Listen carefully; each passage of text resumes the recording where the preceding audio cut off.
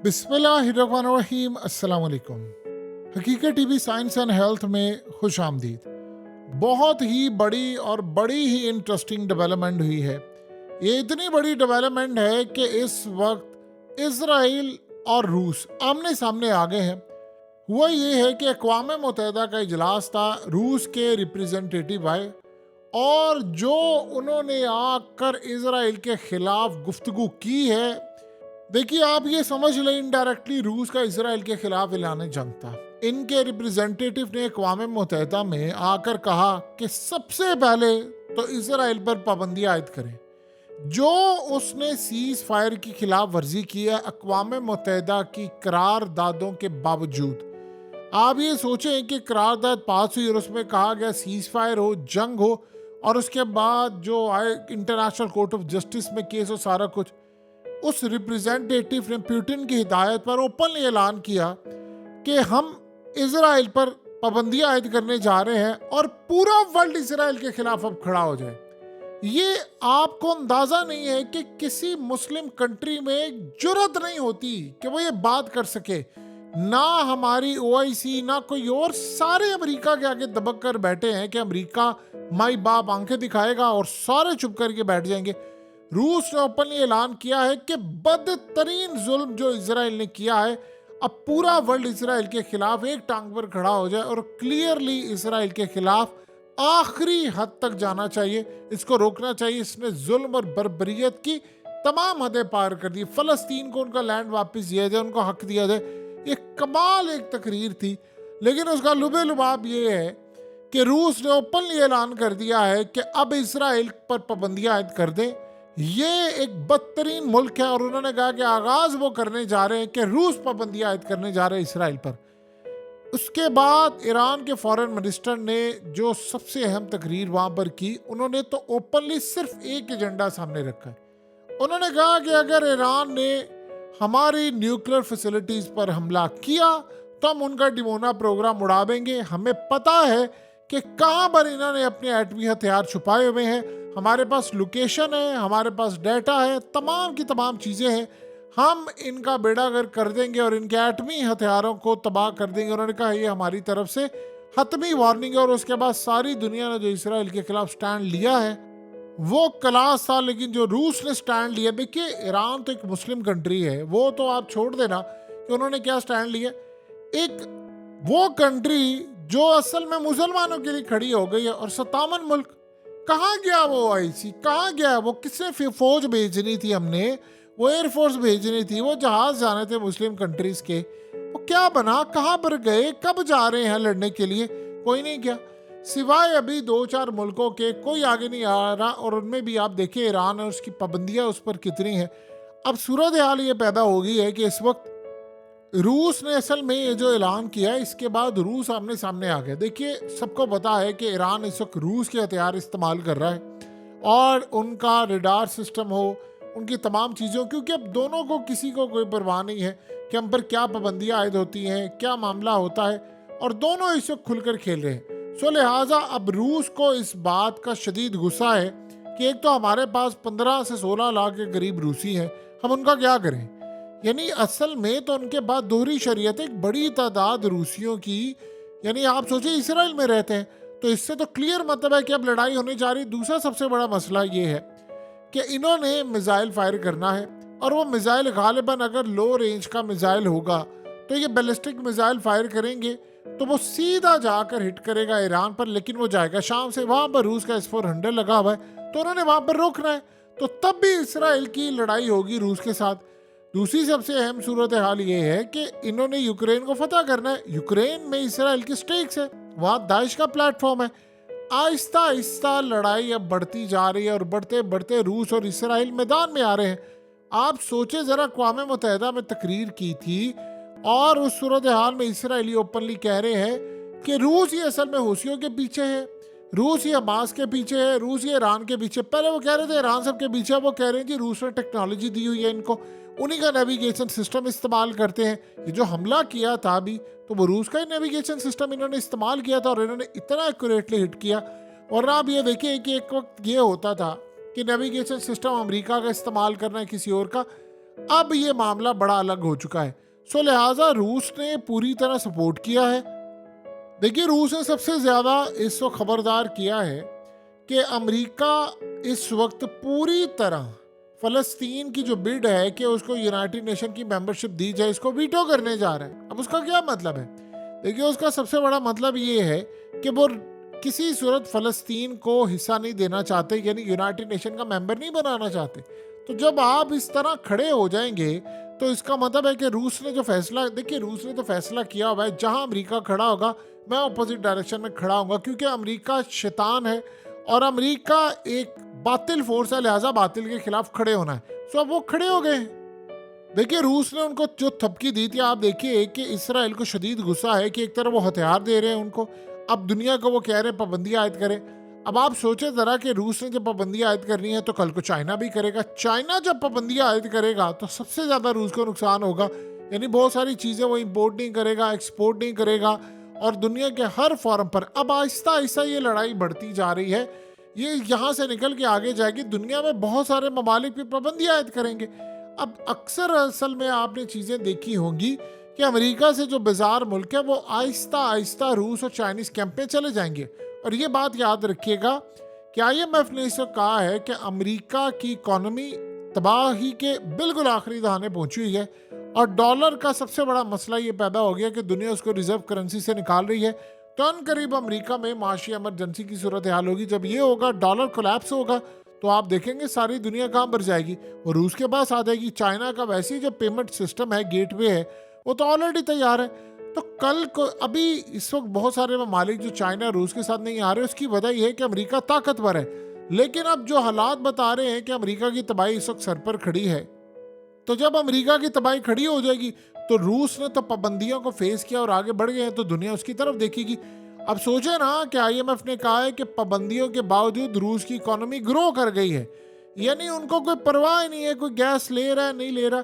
इसी तरह ईरान ने, अब इन्होंने कहा जी हमने ईरान पर पाबंदी आयद करनी है, तो ईरान ने आगे से जवाब दिया हमें कतन कोई परवाह नहीं है, हम पूरी तरह जवाब देंगे। अगर इसराइल ने हमारी सॉवरेनिटी को वायलेट किया तो हम ऐसा जवाब देंगे कि इसराइल सारी जिंदगी पछताएगा कि उसने ये काम किया क्यों है।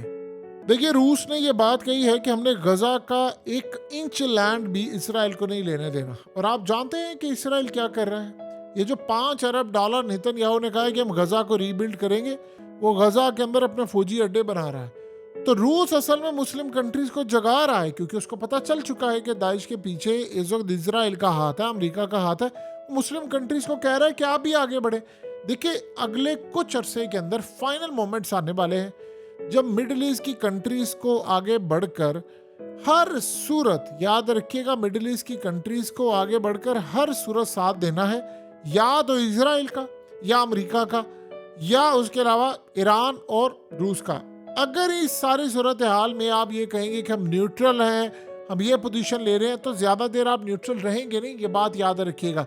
जैसे मिसाल के तौर पर अब उर्दन ने कहा है कि भाई हमारी स्पेस में जो भी आएगा ईरान का मिसाइल हम उसको तबाह कर देंगे। तो ईरान ने कहा कि आप तबाह कीजिए, फिर उसके बाद देखिए हम आपका हशर क्या करेंगे। अब उर्दन मिडिल ईस्ट की कंट्रीज के साथ जाहिर सी बात है इत्तेहादी है, तो जब ईरान ने वहाँ पर हमला कर दिया तो एक जंग वहाँ पर भी छिड़ जाएगी, तो वहाँ पर छिड़ेगी, फिर उसके बाद खित्ते के बाकी ममालिक में छिड़ेगी। और अमेरिका जब उन ममालिक से अड्डे मांगेगा जिनके ईरान के साथ बाउंड्रीज लगती हैं, हमसाया मुल्क हैं, तो बताइए कि उसके बाद जब वो नहीं देंगे तो अमेरिका उनको छोड़ेगा, क्योंकि इसराइल असल में प्रेशराइज करेगा अमेरिका को कि आप इनसे अड्डे लें। देखिए, जो बोलते इस वक्त रूस ने यूनाइटेड नेशन में इसराइल की बंद की है, उसका आप अंदाज़ा भी नहीं लगा सकते कि ये बात इसराइल के हवाले से इतनी खतरनाक है कि खुलकर रूस जिस तरह प्ले कर रहा है, इनको असल में पता ये चल गया है कि अब हौसियों को भी मजबूत करना है। अभी तो दुनिया को ये भी नहीं पता कि हौसियों के पास हाइपरसोनिक मिसाइल कैसे आ गया। आपको पता है ना कि रूस ने ये खबर ब्रेक की थी कि हौसियों के पास हाइपरसोनिक मिसाइल है, और जब उन्होंने खबर ब्रेक की थी तो उसके बाद अमेरिका को खलबली मच गई थी कि अगर हाइपरसोनिक मिसाइल है तो वो तो सीधा इसराइल को मारेंगे। अब ये सारी सूरत हाल में जब आज ईरान ने ये बात की है कि हम ऐसा हमला करेंगे कि इसराइल को सारी जिंदगी पछतावा होगा कि उसने ईरान पर हमला क्या किया। देखिए, वो EMP हमला भी कर सकते हैं, और EMP हमला तो इतना खतरनाक है कि ना तो इनकी बेसिस चलेंगी, ना वहाँ इलेक्ट्रिसिटी होगी, ना पानी होगा, ना टेलीकम्युनिकेशन सिस्टम होगा। अगर इस सारी सूरत हाल में इसके बाद भी उन्होंने एक और हमला कर दिया और वो हमला हाइपरसोनिक मिसाइल का होगा, तो याद रखिएगा फिर होशी भी आगे बढ़कर हमला करेंगे। हमला फिर कोई चूकने वाला नहीं है। अब आप सोचिए जरा कि रूस जब खड़ा हुआ है कि फलस्तीन को फुल अथॉरिटी दी जाए, तो इसराइल के जो रिप्रेजेंटेटिव हैं उनको गुस्सा चढ़ रहा है अक़वाम मुत्तहिदा पर कि आपने सोचा भी क्यों। यानी आप सोचें कि इस लेवल पर जाकर आप जब लड़ाई कर रहे हैं तो फिर तो अगले मरहले में हर तरह तबाही ही होगी। देखिए, जब इसराइल ने ये जंग शुरू की थी तो उनका मेन मोटिव ये था कि हमने ईरान को तबाह करना है। मेन उनका ये था कि हम वहाँ से जब लड़ाई करेंगे तो असल में हमारी लड़ाई होगी ईरान से। लेकिन ईरान बड़ी इस वक्त मजबूत सूरत हाल में है। अब वो क्लियरली कह रहे हैं कि आप हमारे न्यूक्लियर पर हमला करेंगे, हम आपका न्यूक्लियर उड़ा देंगे। और इसराइल का न्यूक्लियर बचाने के लिए दुनिया की तमाम ताकतें आगे आएंगी। आपने एक चीज़ गौर की है कि इसराइल को बचाने के लिए कौन सी न्यूक्लियर ताकतें आगे आ रही हैं, यानी अमेरिका न्यूक्लियर और सुपर पावर, इसी तरह बरतानिया nuclear power, France nuclear power. यानी आप अंदाज़ा कर लें कि वो सारे ममालिक न्यूक्लियर के आगे आ रहे हैं बचाने के लिए, जो इजराइल खुद न्यूक्लियर है और वो इनके साथ यानी कोलैबोरेट कर रहा है। तो आप ये सोचें कि इतनी बड़ी ताकतें जब इसराइल को बचा रही हैं तो इसराइल अकेले लड़ने के काबिल नहीं है। असल कहानी ये हुई है कि ईरान का मिसाइल इस वक्त बाईपास कर गया है। तो जब बाईपास एक दफ़ा कर गया है, अब आज इन्होंने ये बात कर दी है ना कि रूस ने सारी इंफॉर्मेशन इनको प्रोवाइड की है, ईरान की खुद इंफॉर्मेशन है और नेविगेशन सिस्टम भी रूस का है। तो उन्होंने कहा है कि हम अब हमला करेंगे, हमारे पास इसराइल की तमाम न्यूक्लियर साइट की लोकेशन है जो इन्होंने कल परसों हमला किया, जिसमें नाम आ रहा है रूस का और ईरान का कि उन्होंने न्यूक्लियर साइट की सारी इंफॉर्मेशन निकाल ली है। इसीलिए तो आप देखें ना, बड़े धड़ल्ले के साथ कहा है ईरान ने कि हमारे पास सारी इंफॉर्मेशन है कि कहां पर आपने अपने न्यूक्लियर मिसाइल छुपाए हुए हैं, तो हमने डायरेक्टली वहां पर जाकर हिट करना है, तो आपके सारे मिसाइल तबाह हो जाएंगे। तो हमारे मामलात में आपने अगर हमारे मुल्क में आकर हमला करने की कोशिश की तो बहुत ज़्यादा खतरनाक सूरत हाल पेश आएगी। और दुनिया को यहाँ पर ये चीज़ भी पता चल जाएगी कि ईरान की कैपेबिलिटीज मिसाइल रोकने की कितनी है। क्योंकि अगर ये मामला हुआ तो फिर उसके बाद आप ये ज़हन में रख लीजिएगा, अगर उन्होंने इसराइल का ये हमला रोक लिया इस दफ़ा, तो ईरान इतनी बड़ी ताकत बन जाएगा कि यहाँ पर टेस्ट हो जाएगा कि कौन से एयर डिफेंस सिस्टम है। देखिए, ईरान ने, याद रखिएगा, हमला करने से पहले चाइना और रूस से सारी मुशावरत की थी कि जाहिर सी बात है जब हमला करेंगे हम जवाब देंगे तो इसराइल भी जवाब देगा। इसराइल ने वैसे प्लान ये किया हुआ था कि हमने चंद घंटे के बाद जवाब देना है, लेकिन ईरान के हमले में इतनी ज़्यादा चीज़ें खतरनाक थी कि इसराइल को समझ नहीं आई। अब जब उन्होंने बात की तो इसराइल को तो ललकारा, आप सोचे कि चाइना ने ललकारा, उसने कहा बिल्कुल ठीक जवाब दिया ईरान ने, तो वो टेक्नोलॉजी भी इनको दे रहे हैं। ऑलरेडी आप ये देखें कि चाइना का जो नया रडार सिस्टम है, इस सूरत हाल में उन्होंने दुनिया को बता दिया, गालिबन वो टेक्नोलॉजी भी ईरान के पास चली गई है। वो स्टेल्थ जितनी भी चीज़ें होती हैं, चाहे अमेरिका का F-22 आए, F-35 आए, वो सारी की सारी स्टेल्थ टेक्नोलॉजी को भी डिटेक्ट कर सकता है और एक दफ़ा डिटेक्ट करेगा तो फिर उसको मारने की भी सलाहियत रखता है। तो ईरान के पास अब ताकत आ गई है इतनी बड़ी तादाद में।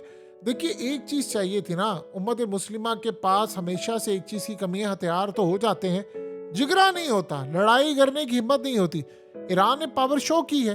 अब अगला मरहला ये है कि इसराइल ने कहा है कि हमने हमला लाजमी करना है। देखिए, एक और भी तो सूरत हाल है, आपको ये बात समझ आनी चाहिए कि इसराइल के फॉर्मर प्राइम मिनिस्टर ने बार बार ये बात कही है, जो उनके साबिक आर्मी चीफ भी रह चुके हैं। उन्होंने कहा हमला इसलिए करना है इसराइल ने ईरान पर कि मिडल ईस्ट के अंदर एक जंग छिड़े, और उस जंग के बाद उनको पता है कि अगर हमने ईरान पर हमला किया तो ईरान ने दुगना हमला करना है। तो जब वो हमला, असल में ये याद रखिएगा, ईरान ने जो हमला किया था इस दफ़ा, प्लान यही था इसराइल का कि सारे ममालिक ईरान पर चढ़ दौड़ेंगे, यानी बरतानिया भी आ जाएगा, फ्रांस भी, अमेरिका भी, क्योंकि इन्होंने प्लान ये किया था कि ईरान हमला करेगा, कुछ हमारे कस्बों में जाकर शहरी आबादी पर हर जगह मिसाइल होगा और ऐसे हम मिसाइल यानी वो मारेंगे, हम कुछ खुद हमले खुद कर देंगे, जिससे सारी चीज़ें उलट पलट हो जाएंगी।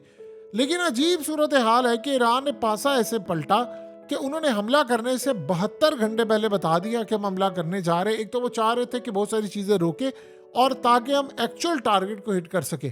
तो दुनिया ने देखा ये कि एक भी उनकी शहरी आबादी जहां पर आम सिविलियन है उन पर हमला नहीं हुआ, और उसके बावजूद आप देखें कि इसराइली मुल्क छोड़कर जा रहे हैं कि वहाँ पर वन वे टिकट जो है वो पाकिस्तानी रुपीस में डिपेंड करता है किस कंट्री जा रहे हैं, 8 और 10-10 लाख तक पहुँच गई है। यानी इतने ज़्यादा लोग जा रहे हैं, फ्लाइट्स ओवर बुक हैं। तो ये लोग कहा करते थे कि ये तो खुदा का चुना हुआ एक इलाका है, हमें खुदा ने बुलाया है, हम तो यहाँ से नहीं जाएंगे, तो फिर ये जा क्यों रहे हैं।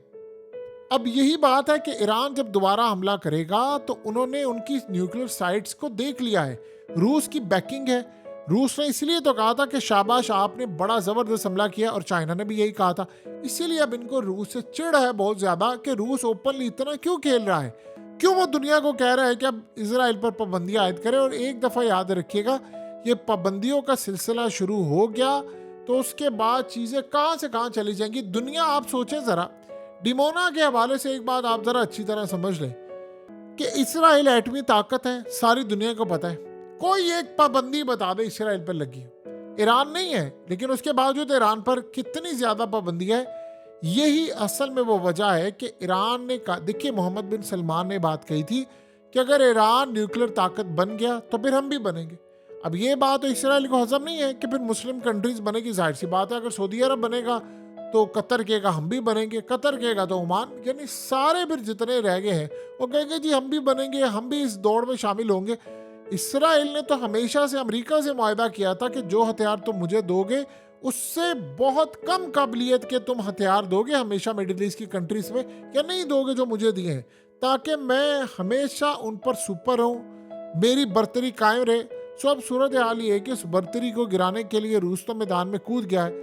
सवाल ये पैदा होता है कि वाकई मुस्लिम कंट्रीज रूस के साथ अपने ताल्लुकात बढ़ाएंगी और इजराइल के खिलाफ खड़े होंगे, या अमेरिका के यानी उसके माई बाप समझ के कि अमेरिका तो हमारा माई बाप है, हम अपनी फोर्सेस नहीं भेजेंगे, ये सिलसिला चलता रहेगा और इसराइल के खिलाफ कोई इकदाम इस वक्त सामने नहीं आएगा। ये सूरत हाल होगी देखने वाली। हकीकत टीवी साइंस एंड हेल्थ की इस वीडियो के नीचे कमेंट ज़रूर कीजिए, अपनी राय का इजहार ज़रूर करें और इस वीडियो को हर जगह शेयर करते हुए चैनल को सब्सक्राइब ज़रूर करें।